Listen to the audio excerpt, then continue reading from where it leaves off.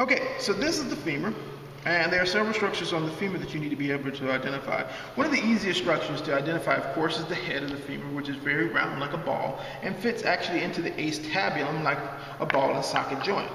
Now, the head of the femur has a depression right here. This depression here is called the fovea capitis. It's a depression in the head. That's why it's called fovea capitis. The ligamentum teres fits inside here and inside the acetabulum. And one of the things that it does is it restricts the amount of movement between your femur and that of your hip, basically. So it kind of prevents you from extending your leg too far out. You know, if you ever try to do a split and it starts to hurt, that's because you're stretching those ligaments, in particular the teres, ligamentum teres, that's attached at the fovea capitis. And so for cheerleaders to actually do cheers and stuff like that, one of the things that they'll do is they'll stretch that ligament by pushing the legs further and further apart, stretching the ligament so they can do those like 180 splits and stuff. Okay, now, after the head of the femur, we have, of course, this structure right here, which is the neck of the femur. After the neck, we have these two large processes, one right here and one right here. These are called trochanters. The larger one, of course, is the greater trochanter, and the smaller one is the lesser trochanter. Things that are in between the trochanters are called intertrochanteric.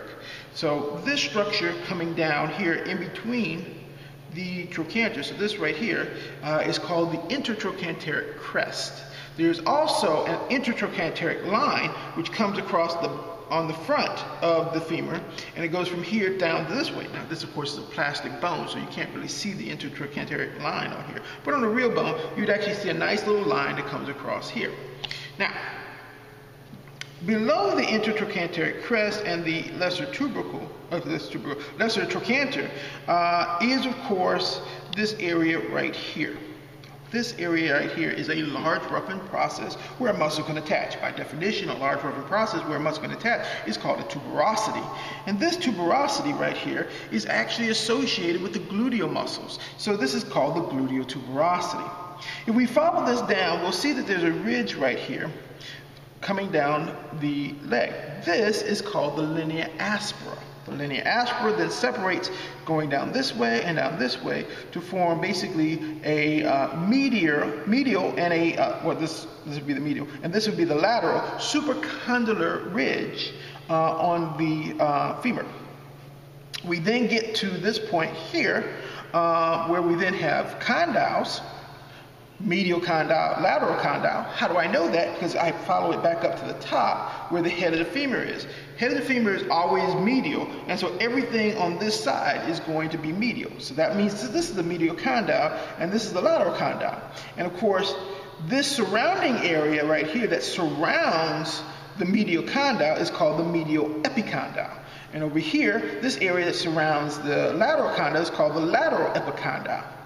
In between the condyles, we have this depression right here, which is called in some cases, a fossa, in other cases, a notch.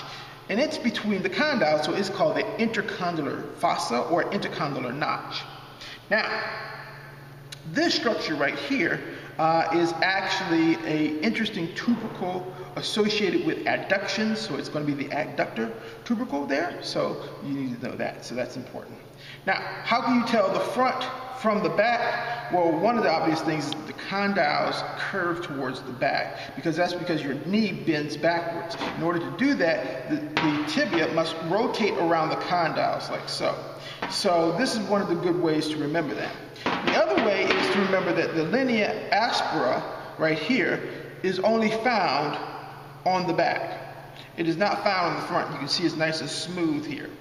And so that's going to be important, because if I put a star here in the middle between these two condyles, if I put a star here, I'm asking for the intercondylar line, even though you can't visibly see it right now.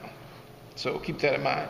And obviously if I put it here, where it is right now, it's the intercondylar ridge or crest. Okay, that's it.